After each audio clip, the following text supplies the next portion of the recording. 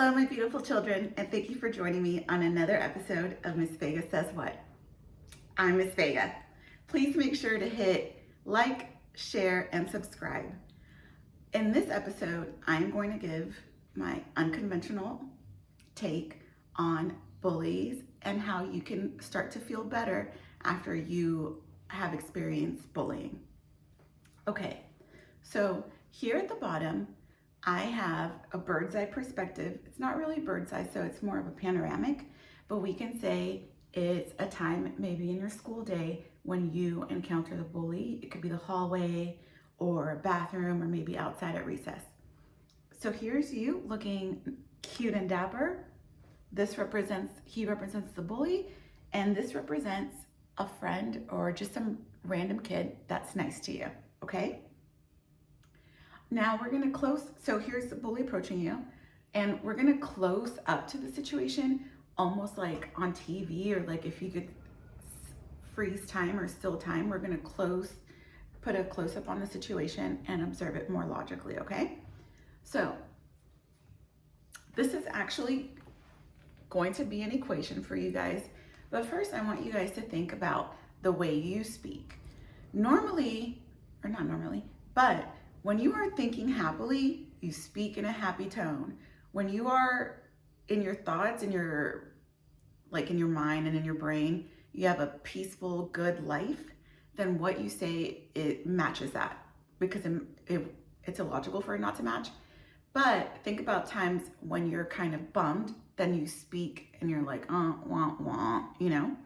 So it works the same way for every human body. So here in this close-up, we're going to compare the bully kid to the random kid, who in science would be the fixed variable. And we're going to say that he always says nice things, right? And again, it's similar to you. When you say nice things, it's because nice things are happening in your brain, in your body. You're experiencing more niceness than not. So if he's being a nice guy, he says nice things, then within himself, there are nice things. There's joy and happiness, or whatever he calls it. Now this guy is saying mean things, right? That's the bullying. He's saying mean things or hateful things or whatever. So he's saying unkind things. So it would match, right? If this and this and this are all the same, it would make no sense for him to suddenly have a smiley here, which tells us, right, if we are to do this very basic operation of patterns, this would tell us that within him is also unhappiness, okay? So this observation is actually the same moment, but it's as if you have frozen time. And even though it took me a while to explain it, now that you know it, you're going to have to remember it and you want to take a breath, which I say in a lot of my videos. Take a breath. Here comes the bully. And you're going to remember what you now know about him. And the thing is, I do suspect that adults try to tell kids this, like, it's not about you, it's them. But that explanation, it's a little bit too mature for the kid, or the tween or the teen mind, because it requires experience to really fully feel that. So, but it is factual. Even though it's simplified, it is science. He's the fixed variable. And so it shows you a pattern, just like any pattern that you would do in kinder, or a prediction that is also taught in reading skills. What would we predict would be within him if he's a bully, he probably has a mean face, and that's okay to say. There's not judgment in that. It's just an observation. And he's saying mean things. That's the bullying.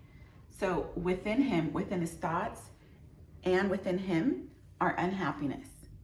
And so I want to say about that also that it gives the impression that it's like absolute. And by absolute, I mean that it's only these things and it's only these things, and it's not. It could be a mix. It could be a mix, like maybe this guy has had some unhappiness, but the majority of his thoughts and his person is from a place of joy. And same as this guy, you may have witnessed him doing happy stuff or smiling, but the majority of who he is that's coming out is coming from a place of sadness. And I also want to say that I did draw it as a thought process, but it's actually more of a, well, it's both. It's more of a vibe process. Y'all love those vibes, okay? Don't buy the t-shirts if you can't handle the science behind how the vibrations work, even within school, okay?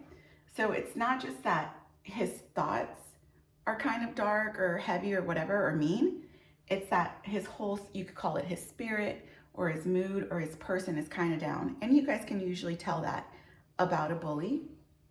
Now, I want to say that this is not to judge them. In fact, it's actually almost to gain sympathy enough to be able to stand your ground and say, this is not about me, it's about them, okay? So with that, I want to give you guys, oh, let me just draw his little sad life here. So maybe he had some good stuff, but most of his experience have been kind of sad. So that's why he speaks in that way. And I'm saying he, but it could be she, or they. But let me give you guys some suggestions. And again, the title says unconventional tips. So the suggestions I'm going to give to you are, first, you do want to breathe, okay? Anytime this happens, you are going to have to breathe because you do need a ground, because even seeing them approach you is going to make you nervous, And once that has entered your body, you need to breathe and ground. So the first step is to breathe, which I say in a lot of my videos. But then these next steps, and I'll bullet point them because they're really in no order, may seem unconventional to you, but I'll explain them, okay? So for the next step, I have that you could do. I'll put Glinda and Sonic. So I personally love Sonic the Hedgehog, and I'm sure that other characters in video games have this too. I just only know Sonic, but he has a thing where he has a protective shield, and it's exactly what that implies. It shields him and protects him, right? And on the Sonic video game, there's like a little bonk noise and stuff. And Glinda the Good Witch from The Wizard of Oz, she comes in like a pink bubble.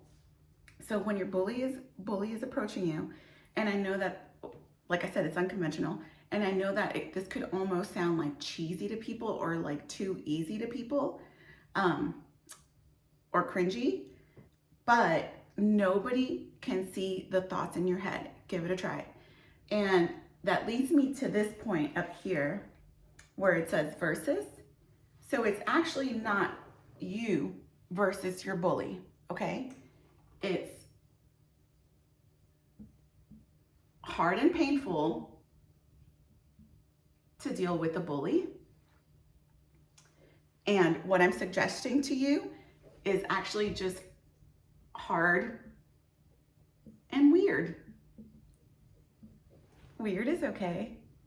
You could even say it's hard and cringy. And I have a video for cringe. Yeah, cringe is actually a positive indicator. So it's actually not you versus the bully. It's in this moment watching this video, it's you having a hard experience because this is a hard and painful experience, or you having a hard experience and doing something weird. Because if you really think about it, you're gonna be like, that's so cringy, that's so whatever. But in actuality, it is hard to do these things in a moment where you're like in a heightened state of stress. Okay, so anyway, back to Glinda and Sonic. So Glinda the Good Witch has a pink bubble. So if you see the bully coming up in your imagination, and try, especially if you're younger, your imagination is super sharp. Try to hear a sound with it, just like really see it and put that protective bubble over you. It could be Glinda, Sonic, or whatever other video game, or whatever other character or video game that has like a protective shield. And then to the whole imagination thing, I think, what if people out there are like, is this lady seriously like fight with your imagination? Your imagination is, or the imagination rather, is so freaking powerful. Like Elon Musk is Elon Musk because of his imagination. Steve Jobs is Steve Jobs and did Steve Jobs things because of his imagination. All your video games that you play are because of somebody's imagination. It is a powerful tool. So you're going to use your imagination. If you're later in your teens, I suspect this might be a little cringy, but like I said, I have a video on cringe. If you're a little bit younger, you still have more access to your imagination where it doesn't make you cringe or resist to want to do it. So you can try it, but really do try it. And like I said, nobody can read your thoughts. Nobody's going to know you're doing this. They can't tell. It's only for you. And it really does help to reduce your nerves. So what I want to also say, and this is kind of maybe an advanced practice or not for everybody, but if you do have a deity, or you do have a faith practice, or your parents have encouraged you or taught you about a faith practice, when you do the bubble thing, this is all occurring within like 5 seconds because you're there, the bully's coming. It's like no time. So you put your bubble on, and if you have a faith practice or you know of a deity, you can even think of them, and it's going to lessen your stress, okay? Just think of them. Nobody can see what your thoughts are. So just try it. Okay, so after that, I wanted to, oh, yes. So you're going to do Glenda and Sonic, your bubble. And then these are in no particular order, except for breathe. That's probably always first. And then the next thing you're going to want to do, the next 2 things are kind of challenging, so I'll explain them to you. The next thing is called Ho'oponopono, which, by the way, I probably spelled incorrectly, but there's only one, and it's pretty well known. Ho'oponopono, I believe it's a Hawaiian prayer or chant, and it has 4 lines. And the 4 lines are this. I'm sorry. Oh, no, I'll count like this. I'm sorry. Please forgive me. Thank you. I love you. And I don't know for sure if they're interchangeable, but I interchange them when I do this. And so you might be thinking, wait a minute, YouTube lady, are you asking me to say a prayer and to say I love you to this person? Are you asking me to apologize to this person? And kind of I am, but it's not quite like you're apologizing to the bully. You are apologizing to the happenings to them. And in particular, I'll go back to this one. Sometimes bullies started off as friends. And so that can be another reason why it feels so painful, is because y'all were friends, so they might know like intimate details about you that they hold over your head. But you know, so let's say that you guys were friends when you were little. You could think of that version of them and do the Ho'oponopono, which you can easily Google. Like I said, it's well known, and it's just the 4 lines, which you can interchange. And the 4 lines again are, I'm sorry, please forgive me, thank you, I love you. And I'll admit, when I started this practice, I do this when, I still do this, I use this practice, and it's much easier for me. And after you practice it, it makes so much sense, because it's not about them. And it becomes even less about them when you do Ho'oponopono, or whatever it's called. But I do think I'm saying it right. Okay, so after that, you're going to try to do that. And again, it could feel cringy to you, or it could feel, I don't know, probably cringy is what it's going to feel to you, or unfair. But again, if you do have a faith practice, or you do have a deity, this is actually what they're asking you to do, because it's a practice of forgiveness. And forgiveness is not for them. Forgiveness is to free you. So what I want to say to that as well is that, you know, deities or in faith practices, especially when you're a kid, they do encourage forgiveness, but they may not tell you that it feels really freaking crappy. it feels really freaking crappy to do. Like, I know I'm saying it all sweet, but it feels crappy to do. It just starts to change the energy between y'all two. It feels crappy to do, but nobody's gonna know you're doing it. You could do it right before bed and it'll just be just for you. And then the last thing that you wanna do for yourself is whatever it is that they have bullied you for, you are going to want to start offering some gentleness towards that, towards yourself. So for example, if I was bullied, or not bullied, excuse me, I was teased about my hair a lot. So I didn't know about these practices when I was a little kid, but if, let's say, for example, somebody teased me about my hair, which they probably still do, then I would have to look at my hair and say like, okay, it's okay. And I know that sounds cheesy and hard and like it doesn't make a difference, but it makes a huge difference because, so that's basically self-love, but very intentional. Not like, okay, yeah, no, I'm okay, but like a very intentional practice. You want to look in the mirror and whatever it is that they teased about you, you're going to tell yourself that you like it. And you are going to have to cringe through it for the first couple of times because it is so cringy the first couple of times. But you have to get to a space where you really believe it and it's going to start making that injury feel better because, you know, there's that sticks and stones may break my bones, but words will never hurt me. That is lies.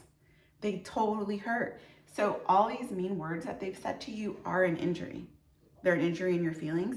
So just like a physical injury on your body that you have to tend to it, you have to tend to it in that way. And just like a physical injury on your body, it might hurt to heal, or if you have to get stitches or something like that, it hurts to heal. It's the same idea. You're going to have to practice intentional self-love toward whatever it is they teased about you. And it might hurt or feel cringy, but you don't want to skip that. The reason that over time this makes bullies stop is because you become boring to them, because they they feed off of your energy of being afraid that makes them feel. Because think about it, if this were you, wouldn't you feel so powerless and out of control if everything in your life was a freaking bummer? You would be like, dang, I can't have anything. So you would want control. They're not consciously thinking that. That's not what they're reasoning, maybe some. But when they bully you, it's their way of taking back control. So the reason that this stops it is because you don't feed them that energy of, okay, yes, I'm afraid of you, and you become so boring, there's no game for them anymore. Let's see. Okay, so then I also want to say that a couple more of these tips that are random, and then I'll give a practical tip, but it's a little different. I also want to say that when you are at home, when you go home, they start to pop up in your head because they've been making you feel bad, right? That is so human and natural, but it's just like that TikTok where she's like, lives in my head rent free. Do not let them live rent free. Don't let them, okay? So whatever it is that you have to say to yourself when you're at home, and kids, you guys are much better at catching your own thinking than adults are, but that's for another video. So I talk about it in Choice, where in a video that I made called Choice and Reflection, where I speak about a reaction space that we all have. But children, you guys are in a more relaxed state in general. That has to do with the relaxedness of your brain waves and your higher state of consciousness, if there's adults out there wondering, or even kids that could get it. So you guys are much more available to observe your own thinking or be metacognitive. So when you're at home and you find yourself, oh my gosh, I'm thinking about that bully again, you know, and maybe your mom or maybe your parents or somebody is like, don't think about it, don't think about it. You actually can't not think about something. What you have to do is think about something else. That's the only way that it can be done. So to to stop thinking about them, you can't. You have to force yourself. You have to force your own attention on something else. So that could be a time that you do some self-love practices, right? You could even like, send some love to self when you catch yourself thinking about them they're at your house. They should not be at your house, okay? So when you catch yourself thinking about them at your house, you're gonna say, no, that energy is mine because this is my house. And then you're gonna send love to yourself. You could maybe do Ho'oponopono. Also, if you're at home and those thoughts consume you, because that's very natural, because they've like induced fear in you, so you are going to think about them, and that's okay. Don't judge yourself. So another thing you can do is do creative things, like if you're a creative person, you like to do art or music, that's definitely the time when you find yourself catching yourself thinking about them. Or you could also do a sport or activity, and especially if you used to do those things before the bully and then you stopped, this is it. Once you think about that bully, it's gonna be your cue. Oh, that's actually my cue to go do those things that I love to do. So you can stop thinking about them. Okay, so I wanna also say that, I wanna give you a practical tip actually. So I am going to erase this. And the next tip is more of a practical tip, and I'm gonna present it, oh my bad, so y'all saw that, right? It's not you versus the bully. It's you versus what you're doing now, it's what you're doing now versus trying something new, which are the suggestions I'm giving you. I do wanna give a practical suggestion though, and because I am a teacher and I taught kindergarten and pre-K for many years, I'm gonna hit you guys up with a very teacher slow way of doing this, because it is important to me that if you're a kid and you're listening to this, that you get it, okay? So this is more of a practical tip. Now, if you have a bully and you are really, really scared to talk about it, or it makes you too afraid to speak up, because that's a very standard tip, right? Tell your teacher, tell your mom, tell whoever. That's a very standard tip. This is something very similar, but because you guys do become afraid, you might be too afraid to talk. So what you want to do, and even if you're not afraid to talk, even if you have said it out loud before, I still suggest you do it. So you're going to take out a piece of paper or whatever you want, a little stationery, and you are going to put the date. And you must put the year with the year. And I'm gonna write it out for you, okay? You guys must put the date with the year, and then you're going to say, dear, and the adult's name. Then here, you're gonna put bully's name. And you're going to say, makes me feel uncomfortable. I'm doing this slowly, teachery, because it is so important if you're a kid to realize, to see me, because I want you to see that it takes effort to write this. In case you're out there and you're like, that's too much. If you're really little or writing is difficult for you or reading is difficult for you, notice that it's taking me effort too, okay? So you can do it. It takes a little effort. So dear teacher's name or principal's name, whoever, bully's name, makes me feel uncomfortable or unsafe. I'm going to underline unsafe kind of squiggly, because I want to define unsafe to kids out there that might not know exactly what that means and might feel overwhelmed by the vocabulary. So unsafe means you really feel scared. You really feel scared of this person. You're scared they're gonna hurt you, okay? That's unsafe, that's what you wanna write. Unsafe can also means that you're constantly wondering what's gonna happen, what are they gonna do? You're feeling unsafe. That's the word you wanna write.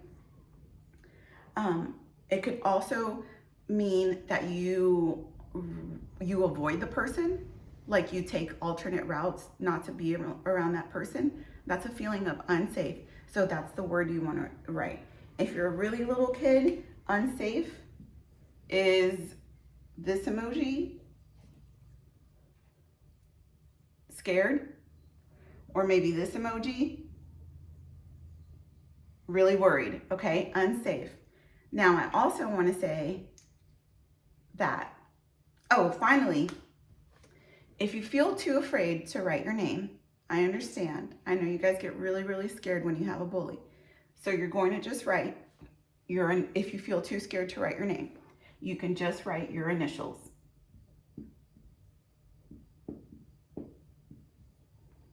Sign it with your initials, okay? So if you need this, screenshot it and copy it. You can do the best. You can totally do it. You see, it took me effort. You can do it too if you're little or you can't read or writing is hard for you. So here's the thing.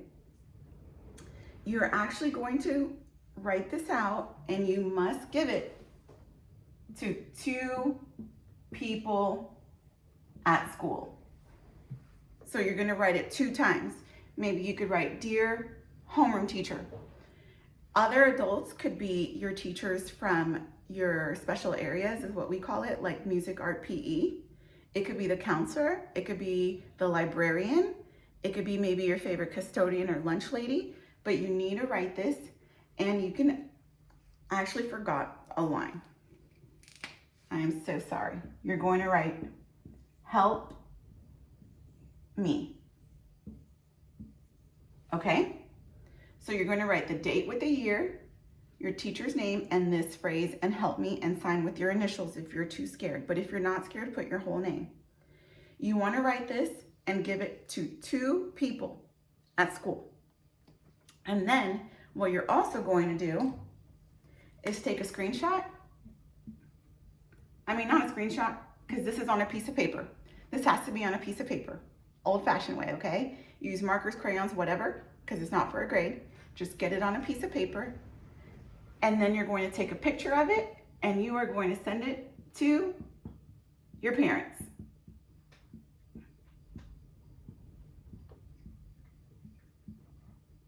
And you might think, "But Miss Vega, what if my parents don't know because I'm so embarrassed?" Now your parents are going to know, and this is a gentle way of telling your parents, okay? And they're going to see that you've taken action towards something.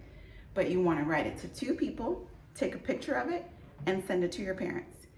And the thing is, I know that some counselors have like pieces of paper outside their door, but I recognize that some kids, like kids that maybe have dyslexia or are feeling behind in their reading, may shy away from that because you feel intimidated by the questions or not being able to read the questions, or maybe English is your second language. You could do it in this way. And if you feel yourself relaxed right now and being able to do this, and you are thinking of a bully, then do it right now. Do it while you're at home or wherever it is that you are, and have them ready to just hand when you get to school. Because when you get to school, you may be too afraid, or you might be like, "What was the line? What did she say?" So you could do it now, just to hand to your teacher and the other person. I also want to say that unsafe could mean that it makes your stomach hurt when they come by or they talk to you. Your stomach hurts. If you can't place another feeling, but your stomach hurts, that's probably a feeling of unsafe. So write "unsafe" and give it to a grown-up. I lastly want to say that even in this video, hopefully if you guys think of a bully, like this video has provoked you to think of a mean classmate, if maybe they're not your bully or a bully, but a mean or unhappy classmate that is mean to others.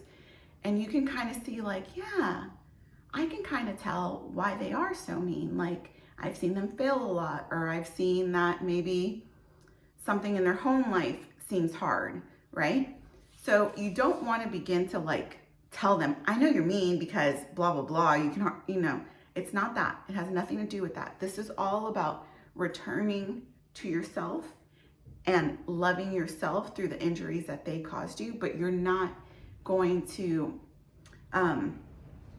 push that back onto them, right? And again, if you do have a faith practice or you do have a deity, this is what they practice in terms of forgiveness. Forgiveness isn't about retribution or going back and doing something to them. But even in this conversation that we've had, you can kind of tell, right? Oh, that one girl that's so mean, yeah, I can totally see it. Or that one guy that's so mean, oh yeah, his family, blah, blah, blah. Like you start to think about it, right? And it makes sense. It's not for you to necessarily say to them, especially if they are angry, because you'll provoke their anger. It's just for you to know. So when they approach you, you take a breath, you check on your reaction, and you're going to objectively think of them and say they're just sad. They're sad. They're afraid. And it's going to help you to stay more steady when they try to kind of topple you. So with that, make sure they don't live rent-free at your house as much as you can. And thank you so much for watching my video. Please hit like, share, and subscribe. I freaking love y'all.